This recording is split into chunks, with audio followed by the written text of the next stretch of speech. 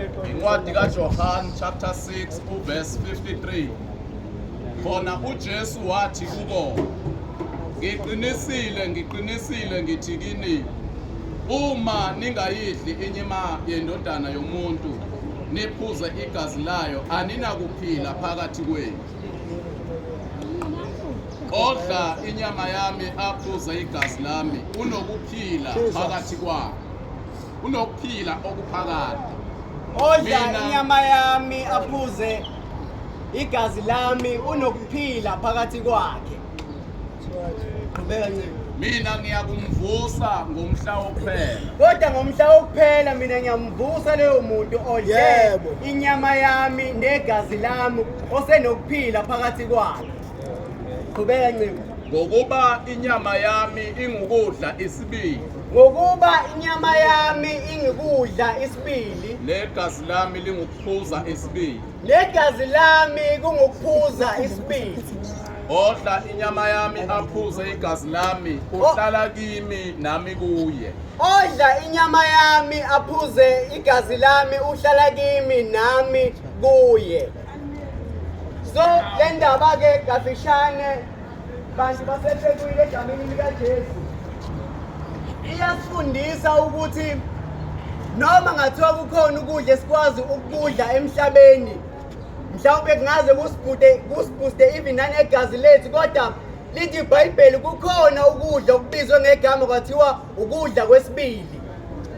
Kwaba khona ukuphuza futhi, ngoba siyazi ukuthi njengoba singabantu emhlabeni sithi noma mesesidlile bese sifuna ukwehlisa futhi, sesingakhetha ukuthi ngabe sehlisa ngamanzi noma ngabe sehlisa ngojuice noma ngabe sehlisa ngakube sehlisa ngakho. Kodwa lithi iBhayibheli nalo uphuzo, kukhona futhi uphuzo kuthiwa uphuzo lwesibili.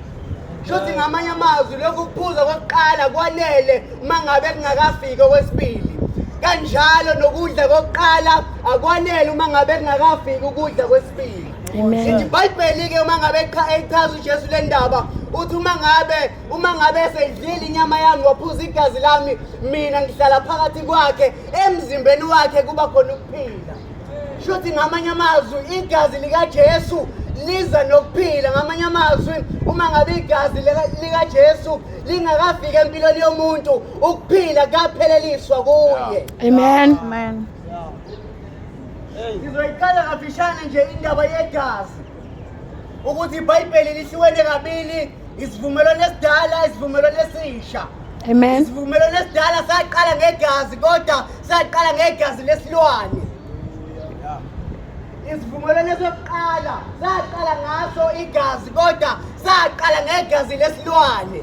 Ngalokho bonke abantu abaphile esivumelwaneni sesidala, noma ngabe babefuna ukuyigcina noma ngokuhamba ngendlela kaJehova, kodwa babengenawo amandla ngesizathu ukuthi babesebenzisa igazi lesilwane.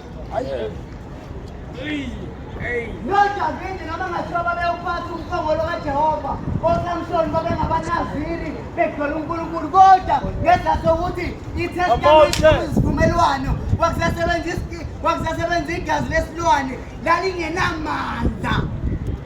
Jesus. Kodwa uJesu wathula sezulwini ngoba impilo yomuntu yonakale egazini kusukela ensimini yase-Edeni. Amen. Umuntu wadla isithelo, wadla isono sangena egazini kumuntu, impilo yomuntu yamosheka kanjalo.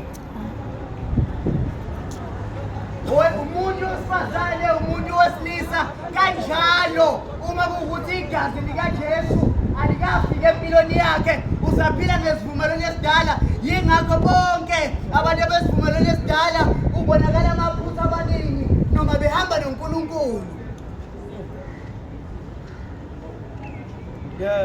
Ngesizathu sokuthi amandla egazi, uNkulunkulu wathula sezulwini wabuka abantu emhlabeni bebhuqwa izono, bengenawo amandla okumelana nesono. Lithi iBhayibheli negazi lika-Abele laze lakhala lamangale, lahamba ngokumangala phambi kukaKhayini.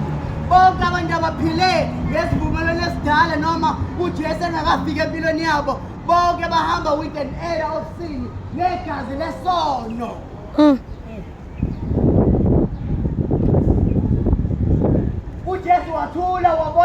amantombazane emhlabeni, wabona iy'nsizwa emhlabeni, wabona obaba emhlabeni beyizahluleki ngenxa yegazi lika-Adamu elalidwela isono. Wabona uJesu ukuthi kungcono ngoba uma ngabe mina igazi lami naNkulunkulu lingenaso isono, ngingakhona ukuyohlangula abantu emhlabeni ezonweni zabo. Igama elithi Jesu lafika ngengelosi kuvela ezulwini ukuthi igama lakhe siyomqamba ukuthi uJesu ngokuba uyokhulula abantu ezonweni zabo. Yes. Uthe mangabe sefikile futhi noJesu kwakungasekhona ukuqala kweTestament ukufika kwakhe. iTestament elisha liqalanga ngokufika kukaJesu, kodwa iTestament elisha laqala uJesu esefile. Ngoba bonke abantu abaphila ngemuva, ingakho noPetru kwenye indawo babehamba bebe izahluleki, bengabapostoli behamba noNkulunkulu bezahluleki ngesathi ukuthi uJesu umnikazi weTestament wayengakafi. Yeah. Abantu babonakala emhlabeni bethulwa izono, bengenawo amandla okumelana nento ekuthiwa isono, noma efuna ukuyiphatha kahle kodwa engenawo amandla okumelana nento esegazini lakhe okuyisono. Abanye beze bekhalele bekulangazelele ukwenza okuhle, igama labo libe lihle kodwa bengakwazi ukuyigcina ngempela impilo yabo ingenasono ngoba igazi lika-Adamu eladayiluthiwa ngesono. Kodwa uJesu wasesezulwini. uJesu kahle webantu base-workshop bengontshela ukuthi wengesiyindodana nje kuphela kodwa wenguNkulunkulu uqobo.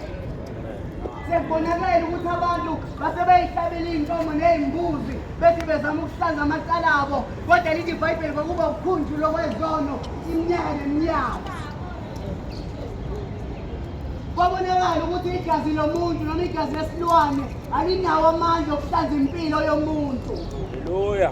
Noma ngabe igazi ulichithile ngaleso sikhathi kodwa ngonyaka ozayo uzobuyela esonweni esifanayo ngoba igazi lesilwane alinawo amandla okuhlanza isono somuntu. Amen. uNkulunkulu wayibona lento emhlabeni kusukela ngey'khathi zika-Adamu. Wayibona lento ukuthi naye njengoNkulunkulu ngoba lingekho elinye igazi eliphiwo elingakwazi ukuhlanza impilo yomuntu, wabona uNkulunkulu ukuthi kwanaye angagqoka umzimba eze emhlabeni. Uma efika emhlabeni uNkulunkulu waba indodana yomuntu. Uma efika emhlabeni uNkulunkulu waba indodana yomuntu. Ngoba konke umuntu akakwenzayo, konke umuntu into akayenzayo emhlabeni kunjengokuchithima kwegazi lakhe. Abanye babulale bengathandi kungesikhona ukuthi bebethanda ukubulala, ingenxa yokuthi wacasuka kwagijima igazi, waqala wenza into erongo ngoba igazi lomuntu igazi lesono. Abanye benza izinto ey'ningi amacala, abanye baze bawafihla bengenamandla okumelana nento ekuthiwa isono, ngesizathu sokuthi igazi lika-Adamu lisaphila emathanjeni abo. Kodwa kwafika isikhathi lapho khona uJesu ebona ukuhluleka kwabantu ukuthi yebo khona abantu ngibadala, kwaze kwafika ngesikhathi zazamtola uNkulunkulu wayihlola ukuthi umuntu umdaleleni. Kodwa still abantu baqhubeka bona emhlabeni bese ukuthi kwayena uNowa loyo uvele egazini lika-Adamu. Noma ngathiwa wayilungile ngaleso sikhathi kodwa ama-genes akhe ayegcwele igazi lika-Adamu. Wayibona lento uNkulunkulu kahle kahle ukuthi emhlabeni akekho umuntu ongahlanza isono noma noma ngathathwa iy'nqama, iy'nkomo, iy'mbuzi, kodwa lezo zono ziyobuyela futhi kanjalo. Namhlanje nje e-workshop besizomemezela into eyodwa ukuthi ukhona uJesu wagqoka umzimba weze emhlabeni wachitha lakhe igazi ukuze wena ungabe usahlulwa yisono. Jesus. Yeah. Futhi noma ngabe umuntu wesilisa noma ngabe umuntu wesifazane impilo yakhe ihlanzeke ngesenzo ukuthi egazini lakho ukuthi ichima igazi likaJesu. Konke umuntu akakwenzayo empilweni yakho ukwenzisa ukuchima kwegazi lakhe. Uma ubona umuntu engakwazi ukuyiphatha kahle ubawazi ukuthi inkinga isegazini. Ingakho abanye beyithakazelela bethi thina kamsweli vele sinjena thina kangcobo sivele sinjena ingesathi ukuthi uhamba ngegazi lakubo. Hallelujah. Come on now. Yo. Wonke umuntu ohamba ngegazi lakubo njengoba ngingakamsweli nje ingenxa yokuthi ngazalwa insizwa ngamanye amazwi emzimbeni wami ngigcwele igazi lomuntu wakamsweli. Kodwa uJesu uma efika emhlabeni wayezoshintsha a system of blood. Ukuthi abantu noma behluleka ukuthi abantu noma noma uDavide noma uSamson bekholwa uNkulunkulu kodwa bengafinyeleli kule level yokunqoba isono. Ngoba abanye bayakwazi ukuthi ku-wrong, abanye bayakwazi ukuthi ku-right kodwa manje bayahluleka ukukumela when it comes to impilo. Yebo. Bayahluleka ukukumela when it comes to impilo. Abanye baya emakhaya kuze kube namhlanje impilo iyimesi. Bayahluleka ukumelana nokuphila impilo eqondile ngesathi ukuthi yigazi lika-Adamu. Hallelujah. Kodwa namhlanje weshopu somemezela ishayodwa. Somemezela igazi likaJesu. That is why uJesu wathi noma wafuna ngamabomu ukuthi igazi lakhe lichitheke emhlabeni. Ukuze abantu bengeke basahlanzwa ngegazi ley'lwane noma ngegazi ley'mbuzi kodwa behlanzwe ngegazi likaNkulunkulu uqobo. Ngoba wengekho umuntu oyinamandla okuhlanza isono somuntu. Kodwa namhlanje somemezela igazi likaJesu. Ukuthi nali igazi likaJesu wena nathi lisinqobele singabantu abasha. Kukhona izinto ethiwa ngeke uma ngabe umusha ukuthi ngeke uhlale ungakwenzi uma ngabe umusha. Kodwa thina sakiyeka ngenxa yegazi likaJesu. Igazi likaJesu lodwa insizwa yakithi nawe ntombi yakithi elikwazi ukukunqobela kuzo zonke iy'nkanuko zenyama. Igazi likaJesu lodwa kumele ligijime emthanjeni yakho ukuze uzoyiphila impilo engcwele. Hallelujah. Abanye baphila impilo enamaphunga. Yeah. Abanye baphila impilo enamaphunga. Bakuyenzeka umuntu ayiphile impilo enephunga uyiJesu uyiphethe kahle usuzwa ngephunga nje ukuthi lo muntu kahle kahle akekho ngcwele. Hallelujah. Kwesinye isikhathi umuntu engabukeka eclean kodwa uma iphunga lizositshela ukuthi lo muntu ugezile noma akagezanga noma engagqoka ufomali noma engaswenga kodwa iphunga lizosho ukuthi lo muntu ukanjani esimeni sempilo yakhe. Kodwa nami uJesu namhlanje sizomemezela endaweni yase-workshop ukuthi noma uLazaro wayesenuka. Lithi iBhayibheli uLazaro wayesenuka ethulethuleni. Ngoba kuyenzeka isimo sakho siqhubeke uze ufinyelele lapho khona unephunga khona. Hayi wonke umuntu noma uhamba igama lakho selilibe sekuthiwa hawu le ntombazane yakasibanibani enje ngezathi ukuthi iphunga lakho lelo.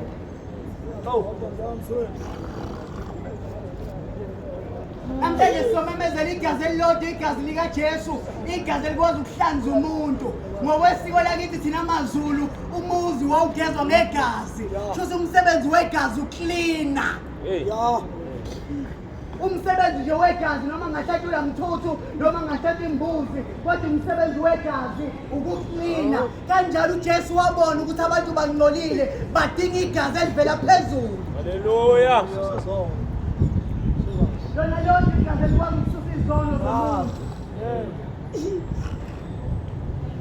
Abanye basayibuza ukuthi le mpilo engayiqala ngimncane ukuze la kube namhlanje ngizoyiyeka nini. Ake ngitshele mntaka baba awunawo amandla okuyiphikisa impilo yakho nokuphikisa umzimba wakho. Kodwa udingela igazi elizongena. Ngoba isono sifana nevirus, i-HIV and AIDS noma ngathi uyawadla amaphilisi kodwa ayiphele egazini. Noma usuzamile wazama wasebenzisa ama-contraceptive kodwa isono asiphele egazini. Namhlanje sizomemezela igazi elilodwa uthi uJesu lokuphuza igazi lami unokuphila phakathi kwalo. Uthi nami ngiba kuyena. Ngamanye amazwi yonke impilo ayiphila akasayiphili yena kodwa uphila igazi. Ingakhetha uPawulu engithandayo ngisakwenzi kodwa sengizela ukhe engakuthandiyo ngoba i-system yegazi iyona ephilayo. Amen. Ngizomemezela lokho eworkshop egameni likaJesu ukuthi nanti igazi likaJesu lingakulamulela empilweni yakho. Nanti igazi likaJesu udokotela ukefike nephilisi noma efike nomjovo. uJesu waba udokotela vele ezulwini wenza nomjovo owodwa okuyigazi lakhe. Hallelujah. Ukuthi immediate kungena igazi likaJesu emzimbeni wakho uzozenzakalela khona ukuthi impilo ingcwele uyiphile. Ngeke uyiphoqe nenkani noma ungazali umfundisi, ngeke uyiphoqe nenkani impilo engcwele kodwa uJesu mangabe engenile uyena ozoyiphilela. Hallelujah. Ya, danke lonje. Bese memezele lokho namhlanje eworkshop egameni likaJesu ukuthi mama wami, baba wami, sisi wami udinga igazi likaJesu nje kuphela. Awubadinga abathandazi ngey'nyanga ey'nkulu kodwa udinga nje igazi likaJesu. Yilona elingakulamulele kule mpilo yakho, kule lifestyle ebukeka iyimbi, kule msebenzi emibi oyenza emakhoneni. Igazi likaJesu elingakulamulela lapho. Bekuyilokho-ke bantu base-workshop egameni likaJesu Hallelujah. ukuthi ukhona umuntu ogqoka umzimba wanganikela ngey'mbuzi kodwa wanikela ngegazi lakhe. Engasazanga isono kodwa wenziwe isono ngoba yena egazini wayengenaso isono. That is why ubaba kaJesu akaziwa ngoba uJesu akazalwanga ngembewu yomuntu egcwele isono. uJesu yena yedwa umuntu oyiqualifya ukuyofela abantu ngesikhathi sokuthi bonke abantu ababekhona emhlabeni babenembewu ka-Adamu, imbewu yesono. Kodwa uJesu waba nembewu kaNkulunkulu engenasono ukuze azokwazi ukuzohlanza igazi labantu noma impilo yabantu emhlabeni. Bekuyilokho-ke bantu bakaNkulunkulu eworkshop ukuthi nangu uJesu namhlanje kuthiwa lifikile ivangeli nakwaZulu. Kuthiwa kanjalo uJesu kadlule namhlanje eDurban uzofuna loyo naloyo nje ukuthi asebenzise igazi lakhe. Ngizomemezela lokho nje egameni likaJesu. Sungathandaza mfowethu umxolisi egameni likaJesu. Amen.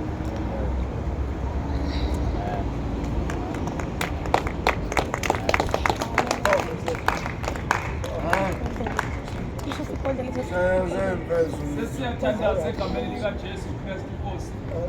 Kafushane nje singaphakama sime ngenyawo masingakwazi sonke egameni likaJesu sesizothandaza. Izwi likaNkulunkulu akekho ngalidlwanga egameni likaJesu, cishe sonke sizwile egameni likaJesu Kristu Nkosi yaseNazaretha.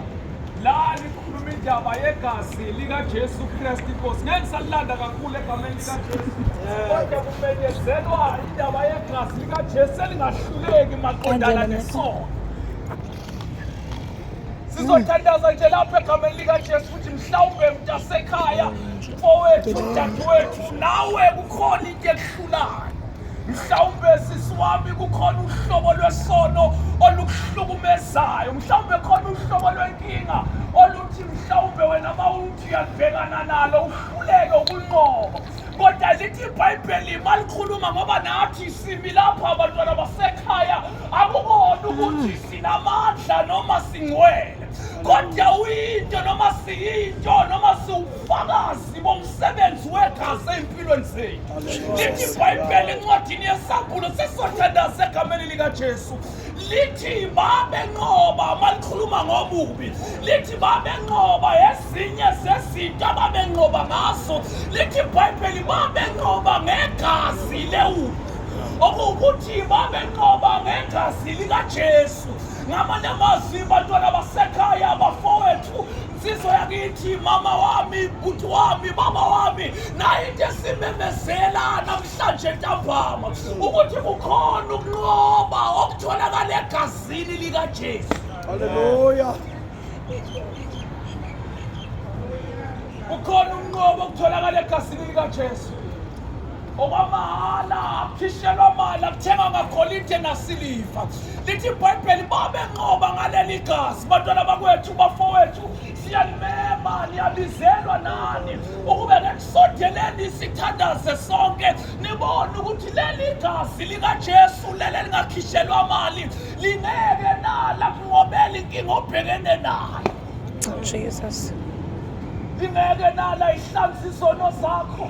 Akusondele mntaka baba sesiyathandaza mawufisa nawe ukuthi igazi likaJesu lifinyelele empilweni yakho. Mawufisa nawe igazi likaJesu ukuthi lihlanze izono zakho.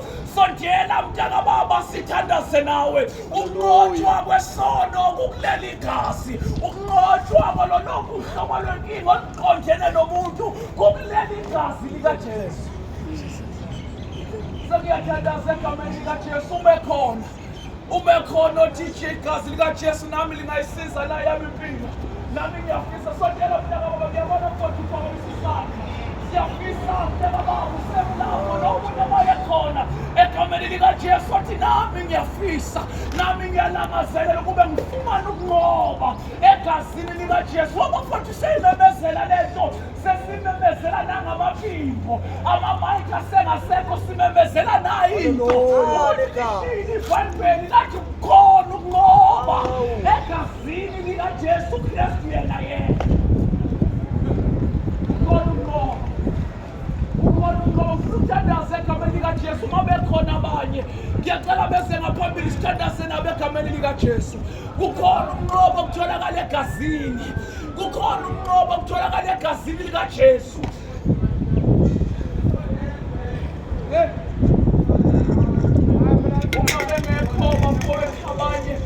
Ngizothandaza egameni likaJesu.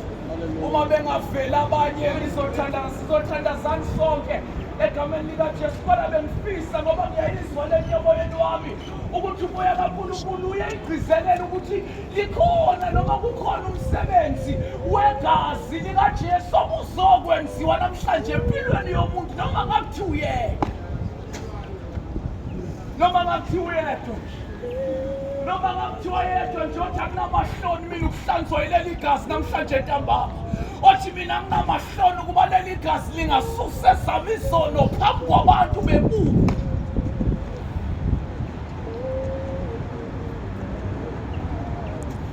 Ngiyakuncenga dadewethu, ngiyakuncenga mfowethu, ngiyakuncenga yensizwa yakithi nginikeze isiqiniseko sokuthi impilo yakho ngeke yaphinde yafana. Ngeke yaphinde yafana uma uhlangane naleli gazi likaJesu Kristu. Lona lodwa. Lona lodwa. Leli gazi sengithuvala mthandazi.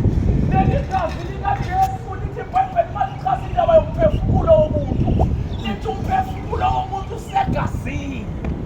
Manje leli gazi likaJesu liphethe ukunqoba. Leli gazi likaJesu liphethe umphefumulo noma impilo kaKristu Jesu iphelele. Ngakho wonke umuntu ingakho lithi iBhayibheli oyophuza leli gazi. uJesu akhuluma indaba yokuthi yohlala kuyena. Yena noNkulunkulu aphile ngaphakathi kuye. Yile nto yokuthi igazi linomphefumulo womuntu. Manje wonke umuntu ophuza kuleli gazi noma ohlanza kuleli gazi uKristu Jesu uyaphila ngaphakathi kuyena.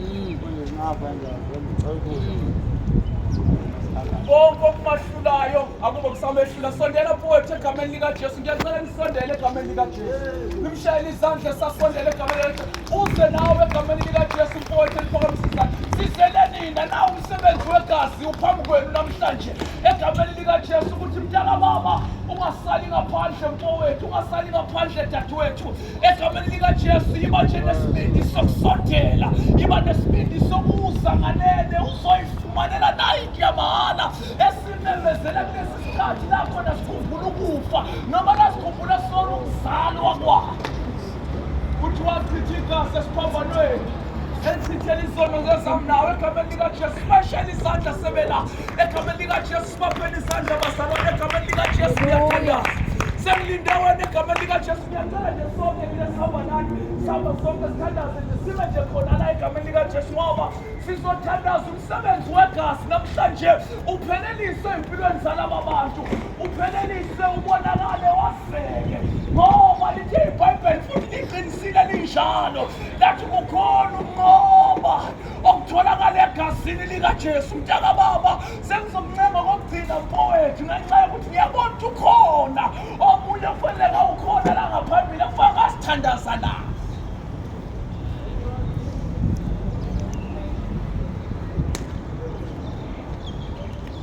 Mawungasali egameni likaJesu. Mawungasali egameni likaJesu sengifuna ukuthandaza. Ngiyacela abafowethu egameni likaJesu abanye beze nje basondele ngaphambili. Ngicela inkosi izosilungisa lesi speaker bonke abanye beze la ngaphambili egameni likaJesu. Sizobakaka labo bantu sithandazeni ngoba nawo umsebenzi kaJesu Kristu. Leli gazi mntaka baba mhlawumbe usujonge eminyaka omusha kodwa leli gazi belingakwenzi ukuthi noma ungene enyakeni omusha ungene umusha ungene isono zakho ihlanziwe ungene nezifo zakho iphulukisiwe ngoba leli gazi liwumsebenzi opheleleyo. Liwumsebenzi opheleleyo. Liwumsebenzi opheleleyo. Sengiyathandaza egameni angazi noma akekho yini omuntu